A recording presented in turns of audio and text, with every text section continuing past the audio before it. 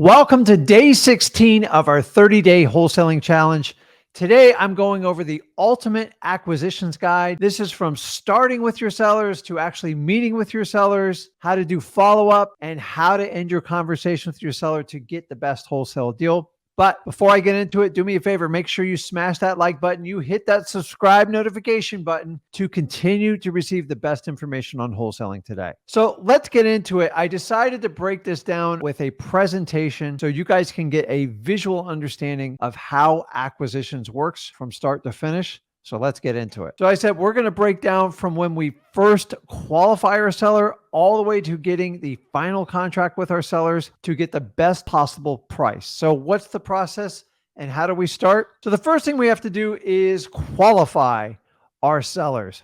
And I make this super simple because the whole goal is for you to gain as much rapport with the seller as possible. And if you have these big, bulky scripts and you're trying to memorize paragraphs, sentences, honestly, the minute you get nervous or you get freaked out, you're going to forget it. So the easiest way to do is take a simple acronym. That's taking the first letter of a keyword so you can memorize it. So I want you to memorize MCTP, and that basically stands for motivation, condition, time frame, and price. These are the 4 pillar questions to qualify any seller, and you need to have this information to seek out the highest motivation. Now, when we talk about motivation, this is an open-ended question, and we're trying to find out why they're selling the house. So, hey, what's the reason for you selling the house? Or what's the reason for you calling me today? And let them do most of the talking. That will give you valuable information to see if you can put together a wholesaling deal. Remember, we're only looking for select people that really need to sell their house. The people that want to sell their house, which is everybody, they most likely need a realtor. You are using this qualifying process to find the people that need to sell their house. The next one is condition. Ask them about the condition of the property, what's going on with it. Now, most likely, if you are attacking the right markets with the right list, you're already targeting problematic properties. So don't be surprised when they tell you the house is a little bit run down, the renters beat it up, my grandma didn't take care of it before she passed away. We can all understand this. And honestly, the more distressed the house is, usually the easier it is to get a wholesaling deal. This is why we want to find out the condition of the property. Time frame. This is key. Honestly, this is the secret back-end question that you can seek out a true seller's motivation. Hey, John, when are you looking to sell this property by? Now, by saying that, either John has a plan or he doesn't have a plan. If he has a plan, he's well thought out and he has full intentions of selling that property. If John has nowhere to go, he hasn't even called a moving truck, and he has no idea where he's moving to, what state, you're most likely not getting a great deal from John anytime soon. You just have to put him in your follow-ups. Time frame is a key factor when qualifying all sellers. The last one is price, which really isn't a qualifying factor. It just gives you an idea if you're working with a motivated seller. So if the house is worth $200,000 and they want $400,000, they're probably not very motivated, and they're most likely going to waste your time. But as that price gets closer, when you see the property needs help, the seller has a financial situation, most likely you can work a deal out with these types of people because, once again, they need to sell the house. Remember, the people that want to sell their house is everybody. They go to realtors. The people that need to sell their house go to people like us, which are cash buyers, also known as wholesalers. So the next part of acquisitions, which is absolutely key, and guys, remember, this is going to involve obviously all physical appointments, and then I'll let you know how it relates to most of virtual appointments. So we're talking about the conversation. Remember, I use the word conversation because that's what you need to get a great deal. If you can't invoke a great conversation with your seller, you're never going to get a great rapport. And people like to do business with people they like.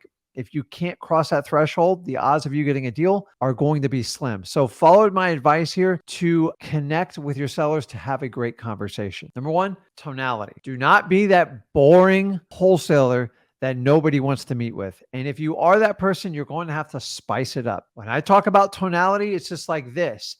This is tonality. Be excited when you need to be pulled back and reserved when you need to. And if you don't understand how to do this, it's all about the inflection in your voice. This comes across very apparent when you're in person, when you're on a phone call. This is crucial. So do you see how I use that tonality to emphasize points, pull back on softer ones? The best way to understand tonality is just do not be that monotone person that talks like this. Tonality is just a reflection of how your sellers are hearing you and you're hearing them. And if you match their tonality, you create instant rapport, even though they don't know it. It's a secret weapon used. The next one is speed.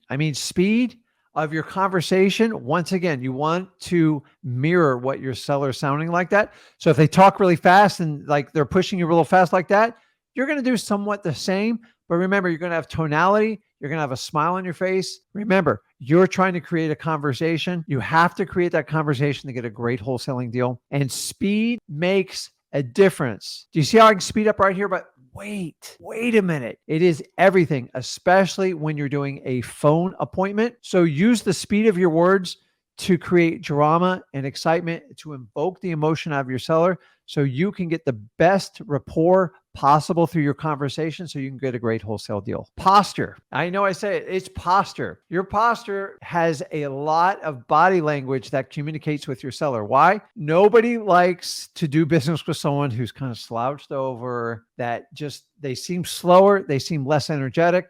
And let's be honest, some of you have no experience in doing this. So I need your energy, your core in the center, and I need it to inflect in your voice. So the best way to do is just sit upright. Now, I also want you to mirror your sellers. If they're sitting at a kitchen table, sit at the kitchen table, just have a nice vertical presence and remember your posture. I know you're probably saying, wait a minute, Rick, I'm doing a phone appointment. Same thing. When your posture's up, it emphasizes strength and confidence, and people can hear it in your voice. Don't overlook posture. And let's talk about word timing. Word timing is everything. Knowing when to say and how to say it is a big part of the conversation, but timing. So if your seller is struggling with something, it's like, Rick, I don't know what to do with this house. I'm really struggling with it. They start getting teary-eyed and upset. That's where you come in and be a human being and help them. Go, Susie, I can't imagine what you're going through. I feel for you. And like my heart hurts right now for you. I just want to help you out. How can I help you out with this situation? And guide them along. So it's all about timing. And honestly, sometimes the seller goes, you know what, Rick, I'm ready to go. Let's move forward. That's timing. Great. Would you like to sit down and we can iron out a deal and we can do the paperwork for you? That's when you can go right into your conversation for the negotiations. Or if they go, listen, Rick, I'm fine at $100,000. Let's just sign the paperwork and get it over with. Follow the cue. Timing is everything. And when they're upset or they're very distraught about it, it is your job to make them feel better and show them how you're going to solve the problem. If you do not get the timing done on this part, it can blow your deal up.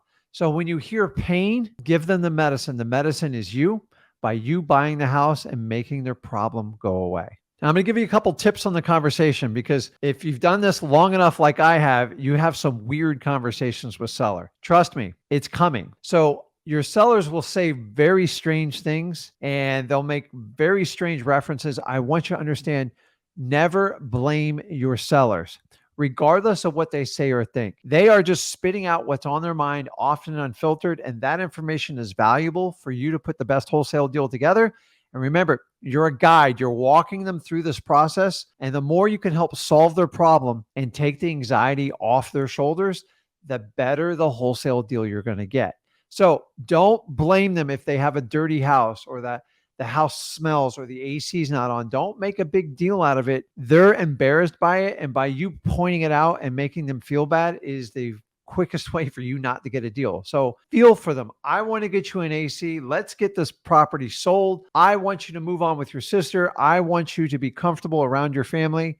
And I want to get you in some cold AC. And that's how I frame it with. Now, when it comes to talking about competition, be it another wholesaler or realtor, even if you know they're bad, and trust me, there's a lot of bad ones out there, refrain from making negative comments about either one of them. Why?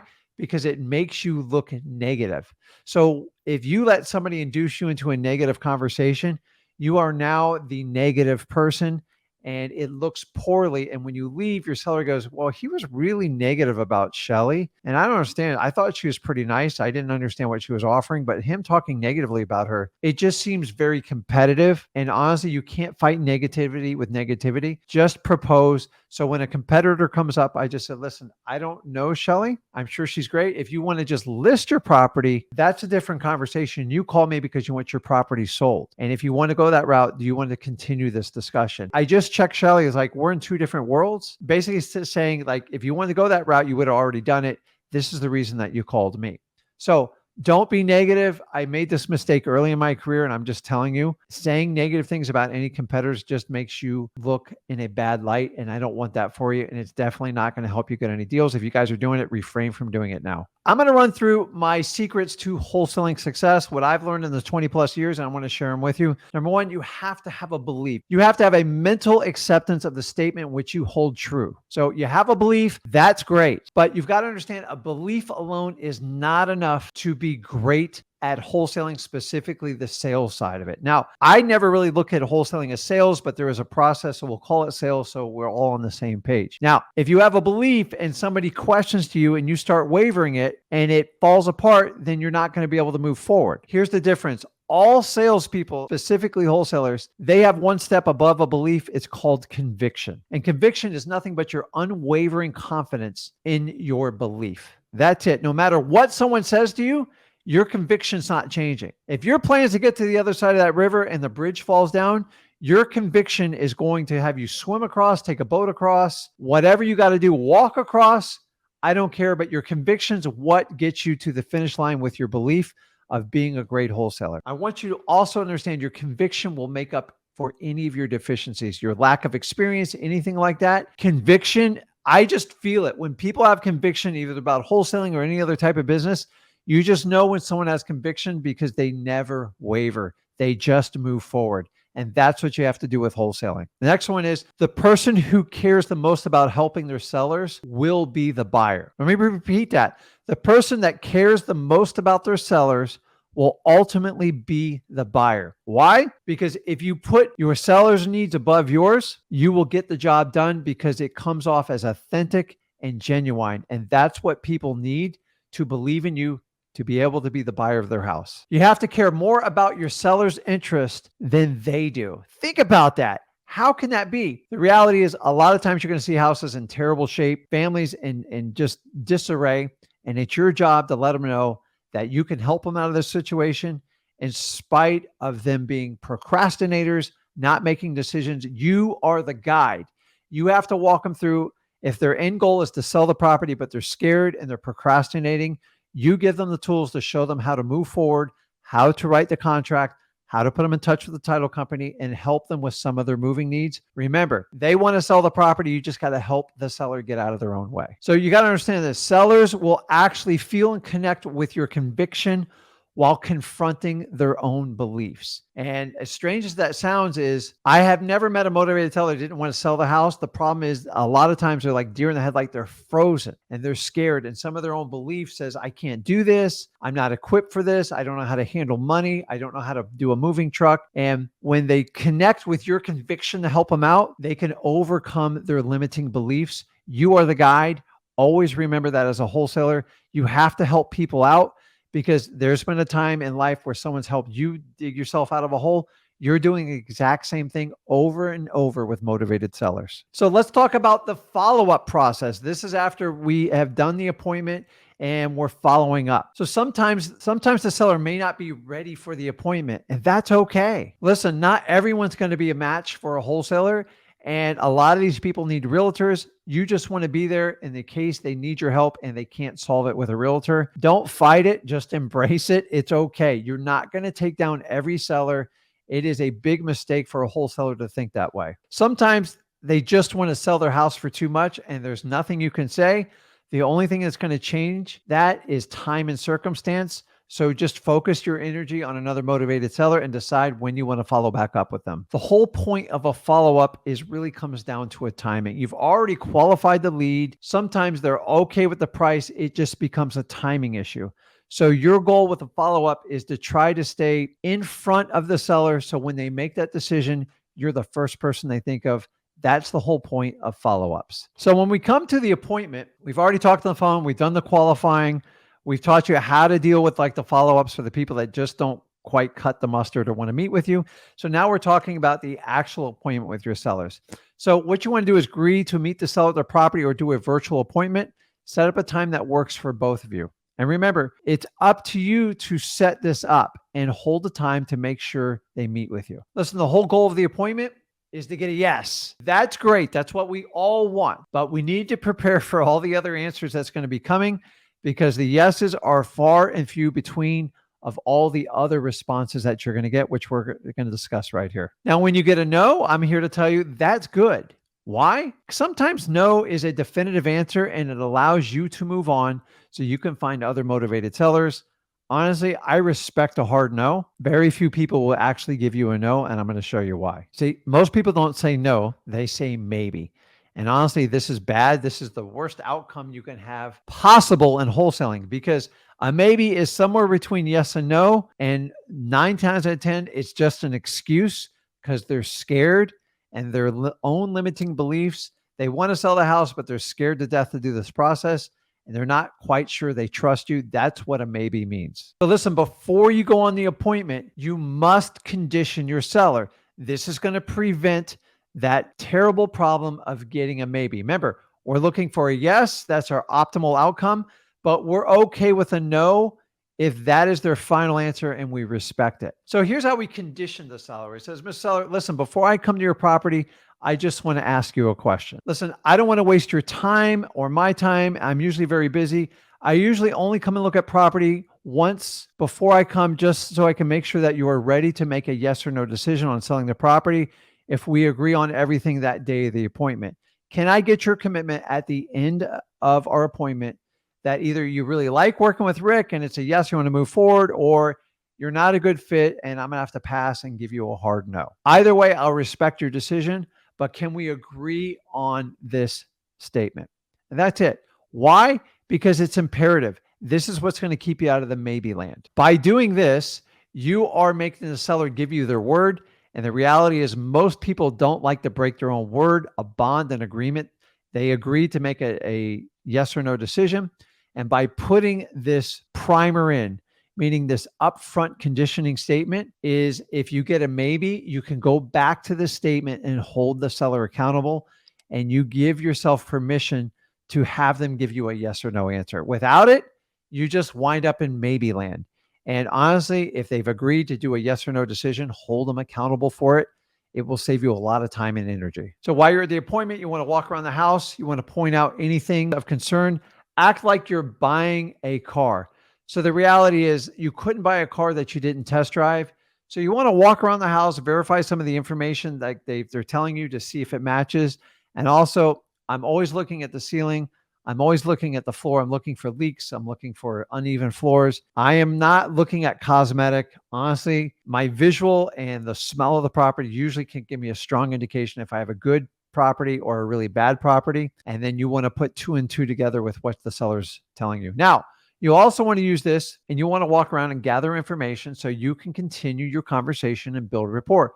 Look at pictures, look at things that'll connect with them with hobbies. This is key to you developing a relationship with the seller. So this will help you build rapport, and this is going to get you to the closing line, meaning you want to get to a final destination. Let me show you how to do that. So here's a little tip before we get into the final part of it is you want to use what I call go words. And it's like, when I buy your house, Mr. Seller, when we're going to do a lot of work on the house, we are conditioning the seller that we are already the buyer. So if you want to use some of this programming, it helps out. It's not a requirement, but as you get more skilled in wholesaling, making assumptive statements like that and having your seller agree with it will precondition them when you get down to the final closing of your transaction. So once we get into the negotiation, so you've looked at the house, you sit down on the couch, the kitchen table, or maybe you're on the phone, and now you're getting down to the nitty gritty of what we do. And this is where the negotiations begin. And honestly, this is where most wholesalers make a huge mistake. I teach the lowball method, the go for no. Why?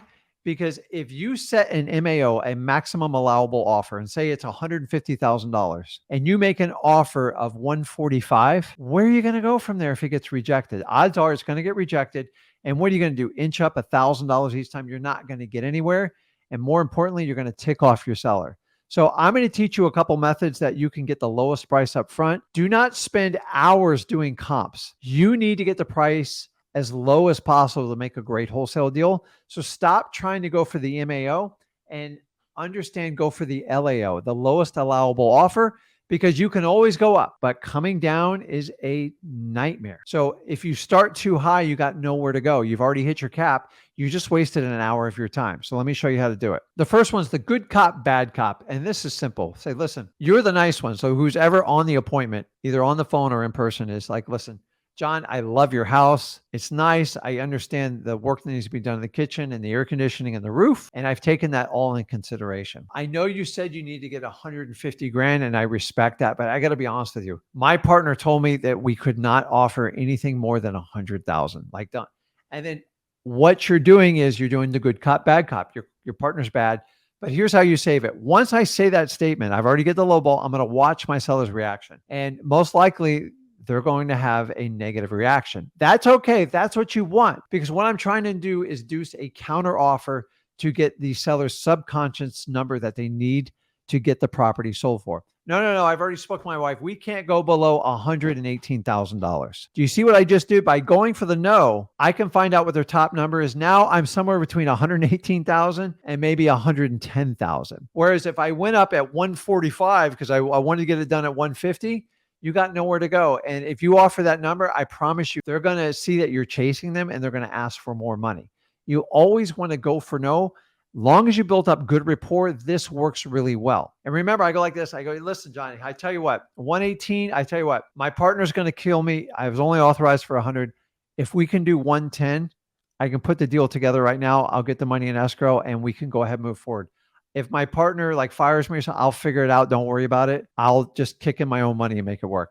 And that's how I do the good cop, bad cop. And it really works well. Remember, your whole goal here is to induce a counter intelligence offer of basically what the seller's subconscious bottom line number is. That's the way you pull it out of them. It's perfectly practical and it works. The next one is the Volley Method. So a lot of times you go, Mr. Seller, what do you need to get this property sold? Listen to the language I use. What do you need to get this property sold? Not what's your offer, what's your ask price. I don't do any of that stuff. It's ridiculous. So by doing that, I'm trying to tap in their subconscious mind because they all have a number. I don't care if they tell you they don't. Most of them do. Every now and then a little old lady doesn't know, and that's where you help her out. Now, when John goes like this, Rick, I don't know. You're the professional. You're the professional cash buyer. You tell me what you can offer me for the house. I said, John, listen, I have no idea. If you could just tell me what you need, I'd be happy to see if I can make an offer on that. Now, you see what I'm doing? All I am is taking words. So if you look at like a volley net, it's like a tennis match. We're going to go back and forth until we get what we want. Now, studies show if you can overcome someone's objection twice, they will most likely succumb to your answers. It doesn't work every time. But so John goes, I don't know, Rick. Honestly, I'm really relying on your expertise to give me the offer. And that's why I say, John, listen, I give you permission to give me that number you need. But if you don't tell me what you need, I can't make you an educated offer on that. What's that number, John?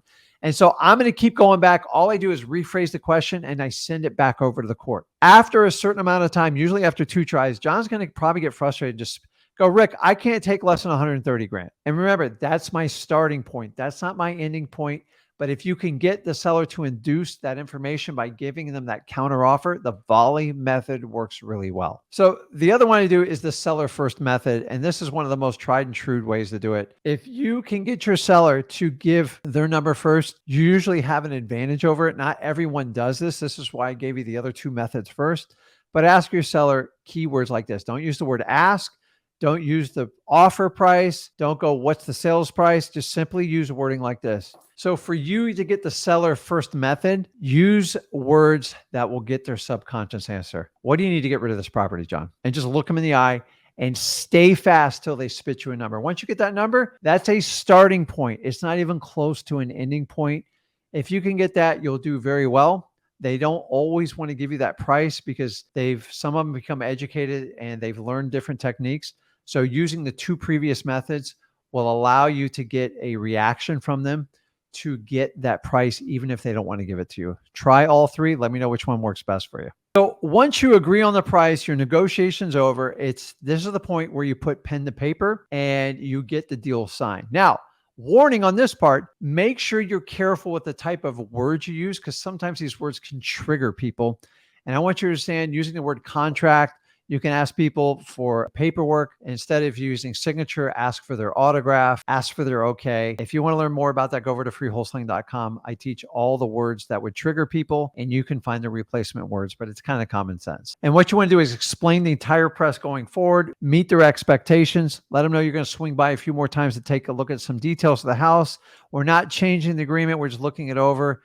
And if we have to do renovations, I have to work with some of my contractors. And then once more at the day of closing. Now, this is the point where you can bring in your cash buyers. You do some research for the rehab. This is where you want to get all the seller's expectations met so they understand the processes going forward. So some simple words to avoid to use, not to freak out your sellers, is you don't want to use the word investor or wholesaler in front of them. Just say, I'm a cash buyer that buys houses locally. Keep it simple. The more you label yourself, the more people are going to have preconceived notions of what you do. I don't want you to do that. You're simply a cash buyer. Keep it at that. And number two, I talked about earlier, replace words like contract with paperwork. Replace the word signature with like your okay or your consent or your autograph. Simple things like that, so you don't like get people all worked up. You know, when people see blue and red sirens, sometimes when I see it, like, oh my gosh, I'm getting pulled over. And you have this like nervous reaction. This is why you want to avoid keywords like this, so you don't throw away all your hard work, and you can bring it to the finish line so you can get a cash buyer, so you can profit from your wholesale deal. So guys, let me know in the comments, are you using these acquisitions techniques to get the best wholesale deal possible? Let me know in the comment. And listen, if you got value from this video, do me a favor, make sure you smash that like button, you hit that subscribe notification button to continue to receive videos just like this on the best on wholesaling. Guys, this is Rick Ginn on day 16 of our 30-day wholesaling challenge, all about acquisitions. I'll see you in the next video, guys. See you.